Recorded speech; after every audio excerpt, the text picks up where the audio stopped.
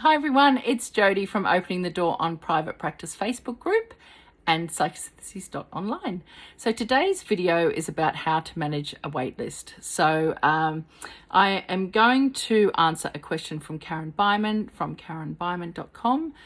So she works with betrayal trauma there, and notmycloset.com, where she works with betrayal trauma with straight spouses who have found out that their partner has come out as LGBTQIA. So that's both of her websites. So the reason I'm going to use Karen for this example is because she's the perfect example of getting to waitlist and then how to manage it.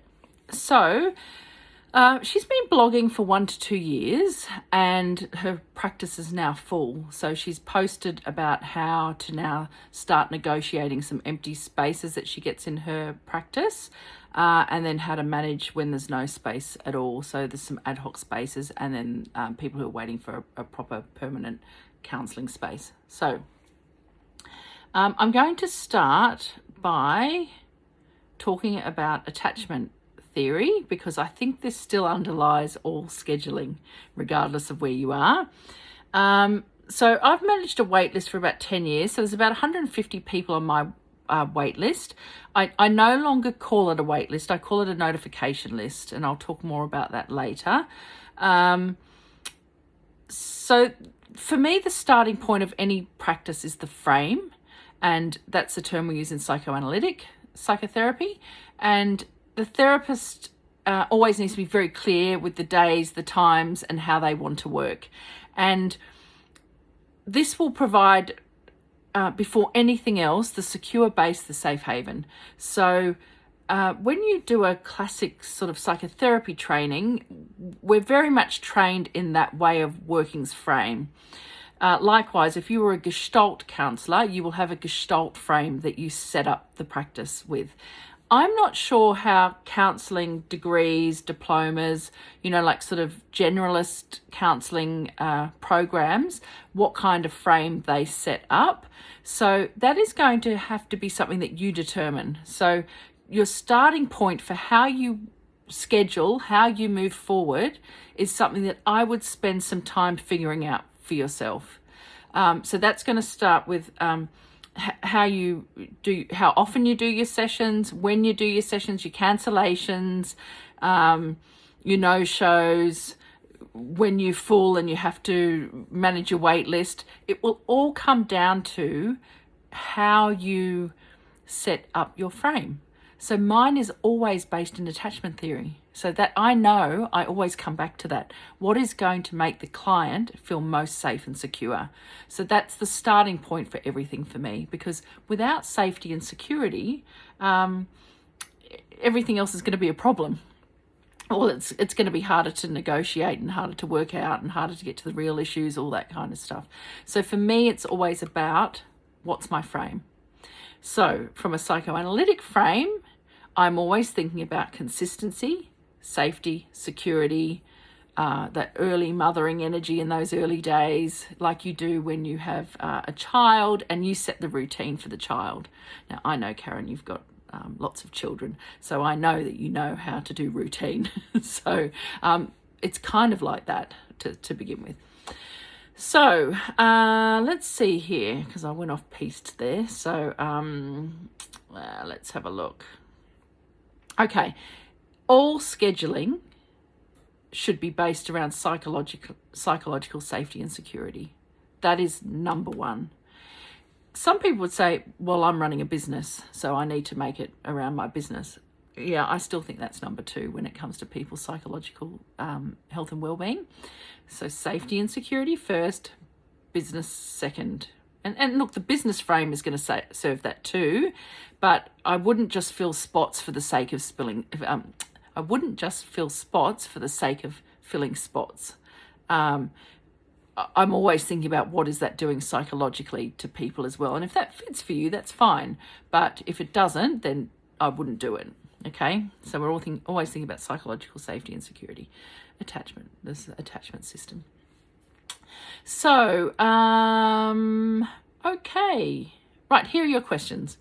So, to those who have a wait list, do you contact the client about availabilities, based on when they've said they're available or in order in which they contact you.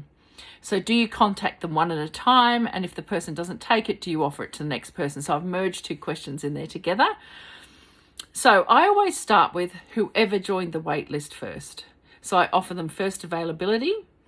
Often they will find a way to make the time that you offer. So even if they said, I want to wait for a Wednesday, I would still offer them and say, I know you're waiting for a Wednesday. However, I've got 11:10 on a Saturday coming up. Would you like that spot? Because they've been on the wait list the longest, that's how I would do things.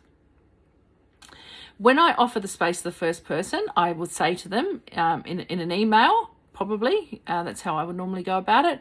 Please let me know by end of business on Tuesday if you would like to take this space. And then, so today is Monday afternoon when I'm doing this, but just say I sent the email yesterday. It then gives them 48 hours, and I would give no longer than 48 hours and no less than 48 hours. You give 48 hours in order for them to reply to you. That way, you're not waiting around for weeks on end to then offer the space to the next person. So then I offer it to the next on the list if they don't get back to me, and it can become quite time consuming, which is why I changed to a notification list rather than a wait list.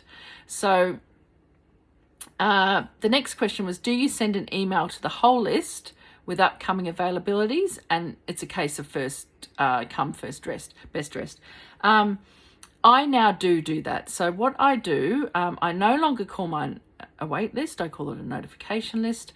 And the reason for that is because if I have one or two or more people on a wait list, I know that ethically they're going to be waiting for a long time because I'm typically long-term only. And I think telling people to go on a wait list when it could be 2, 3, 4, 5 years, that's not ethical. And so what do I do here? The first thing I do is I say to people, I'm happy to notify you when a space becomes available, but I'm not going to keep you on a wait list. Okay? Sorry about that, a notification coming in. So if you work short term and generally turning over spaces every 6 weeks to 3 months, I don't think a wait list is as much of a problem, but I would still be mindful about that. How do you know when that next space is going to become available? Because sometimes we think we're going to end with someone and then life happens and they end up staying for another, 1 or 2 years. So unless you're working in programs where you definitely end on certain days, I would never say exactly when that space is going to become available. And I would let them know, I can't let you exactly know when that is. It's approximately going to be this many weeks or months or years or whatever. So what I tend to do is this. I reply with, thank you so much for reaching out to me. Sometimes if someone's given me quite a lot of backstory, I'll make sure that I always respond to that by saying, thank you very much for sharing that with me. I'm terribly sorry. My practice is full at the moment. Would you like to add your name to my notification list? I'm unsure when the next space is going to become available though. If your matter is urgent, which in this case, this person's given me a lot of background and I'm going to assume it is, it sounds like things are, a matter of urgency for you. So therefore, my recommendation is that you check out the PACFA registered psychotherapist and counsellor list.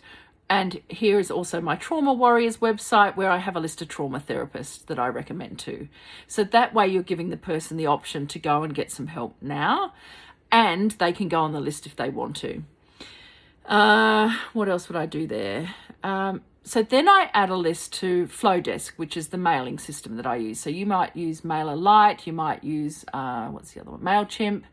I send the link to the Flowdesk and it's like an email list, but I never, ever, ever send spam to that list. I don't send spam anyway, but I would never spam the person, I guess, by sending them something other than what they've signed up for. So they're signing up literally just to be told when there's a space becoming available. So I don't ever send them any of my blogs on that. It's literally just appointments on that blog list, on that mailing list, sorry. So I send an email and I say this. Thank you are you receiving this email because you've put your name on my mailing list for an appointment? Just to let you know, I have this time coming up, 11:10 on a Saturday, becoming available. This is a weekly space, so you're letting the person know exactly what to expect. The first session is 90 minutes and subsequent sessions are 50 minutes. You can find my fees and cancellation policies on this web page, and then all of these things are also in my contract, but sort of spelt out a lot clearer in the contract. It's just a brief one on the page so people can have a look. Please let me know if you're interested in this space.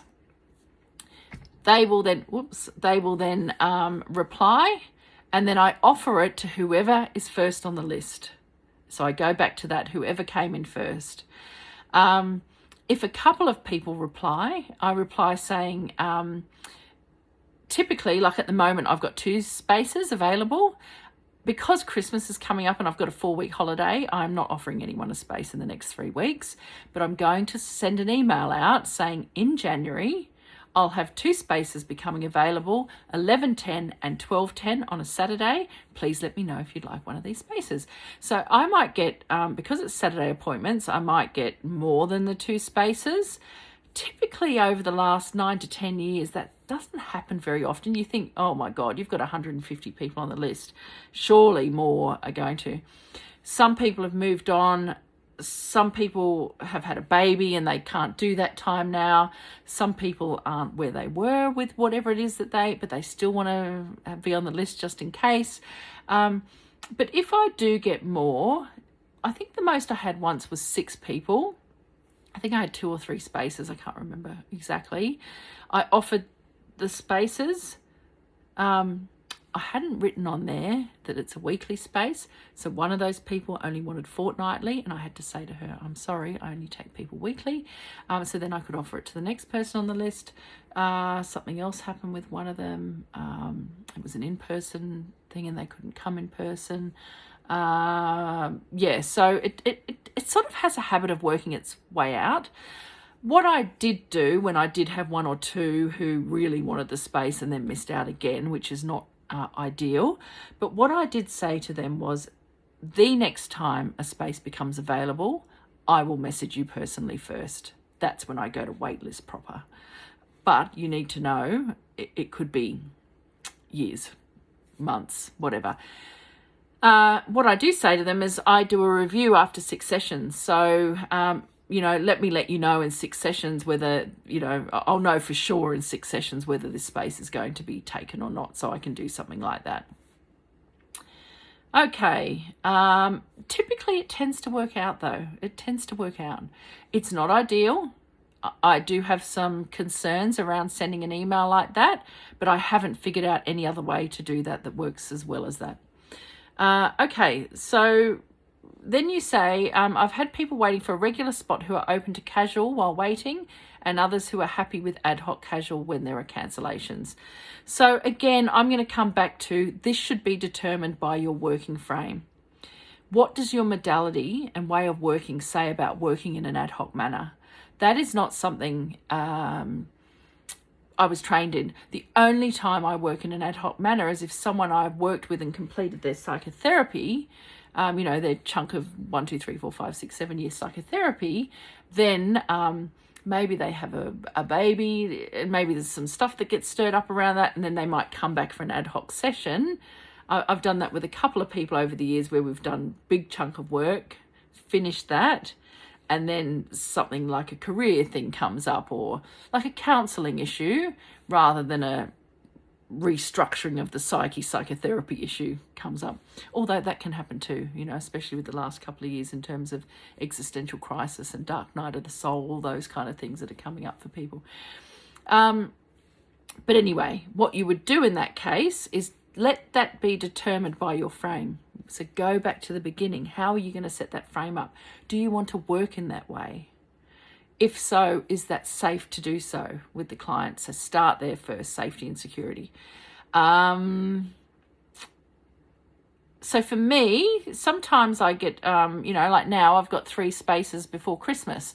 What I might do is say I've got 2 spaces for 6-session coaching. I'll do 3 before Christmas, 3 after Christmas. to fit those 3 spots in. It's a very clear frame, once again, that I've set up for that. So I don't just take it because there's an empty space there. I don't fill it because there's an empty space. If you are financially needing to fill the space, then I still think you need to figure out what the frame's going to be around that, rather than just have ad hoc sessions because you need to fill the space. Okay, I was thinking of sending an email at the beginning of each week if there are cancellation gaps that week, and then a different email when a regular spot becomes available. So you've got 2 concerns here. Casual spots that open up due to cancellations when a regular ongoing spot becomes available. So how, again, come back to your frame, and then this needs to be 2 separate segments in your email list. If you're going to do that, I would not be sending ad hoc session availability to people that you want to become long-term clients. I just feel like this muddles the frame too much. It's too inconsistent in terms of attachment. It's a bit chaotic. I'm not a fan of that personally. If people want to go on a cancellation list, by all means, keep them in a separate segment. However, what do I want to say about that? I don't like starting therapy with people in this way. I think if you want the ad hocs to become long terms at some point, or ongoing clients, it's kind of like letting the kid have the iPad 24/7 and then trying to get them to have it for 1 hour a day. You remember what it's like with kids when you're having to set a boundary with kids. Like, there's some pretty full-on behavioural challenges that you've got to manage there when you go from like a lapse boundary to a stricter boundary. And there's a lot of pain in between those 2 versions, you know. My daughter at the moment, over the year, you know, this whole phone issue that's been going on, for anyone who knows me, mobile phones in schools, you know, I just noticed gradually, like, she was sitting in this dark little corner at home where her desk is, and the blind wasn't open, and then she was sitting there on YouTube and on the phone, and then both at the same time, and I'm thinking, okay, what's going on here?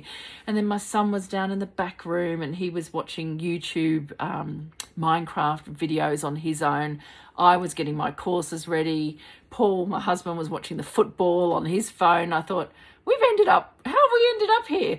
And so then I had to think, okay, we need to rein this in. So for about a week or so, it was absolute hell, like just behavioural issues all over the place. And then, you know, it starts to sort of settle down. So what I would be doing is thinking, do I want to be doing this with clients, or do I want to start as I mean to go on? So the other issue, and I know because you're full, the other issue around the boundary setting with that is for yourself around, if I have 1 or 2 empty spaces this week, or even 5 empty spaces this week, do I need the money? Do I need to fill it? Or could I be using that time better? So if you're full, you could be making a product so that when you send that initial email out, hey, I don't have space at the moment, I can put you on the notification list, here's a referral list. I also have an online course if you'd like to do this in the meantime. So you could then sell your online course to the people emailing. Now, I wouldn't go too sales heavy in that, but certainly list the resources that are available to people, your groups, for example, you know. I just, having had an 18-a-week practice for a long time and ending up having to take a sabbatical, admittedly, you know, we were going through a pandemic at the time as well, but I just think long term, a full practice, I'd be taking the breaks when you can, I think is what I'm saying around that, unless you really financially can't afford that. But I do think in the short term, you know, to make some products there that you can sell will serve you long term, so that in those breaks you can take the break and not worry because you've been asleep and you've woken up in the morning and someone's bought one of your courses. So I think I'd use those spaces rather than this ad hoc filling business. I'd probably use that time for long-term financial gain, making some products and some courses. I think that's what I'd do. Anyway, I hope that's useful. What else would I say about that? I think that's it.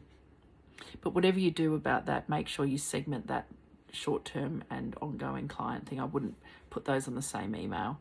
I think that's going to create a attachment nightmare, actually, like setting up the frame nightmare. Okay.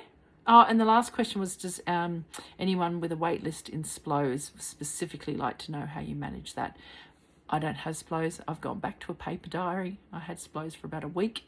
And I thought, I don't even need this. My diary is the same every week, so there's no point. But if anyone else uses SPLOs and has any ideas, feel free to add it in the comments. Okay, I hope that's useful. Also, because Karen, the reason Karen got busy, she's using my 52 blogging prompts and my International Therapy Awareness Day calendar. So I'm going to put the links to those in the comments. So if you want to get busy too, that's 2 really great products that you can use to get your content up and running on your website. Okay, thanks for listening. Bye.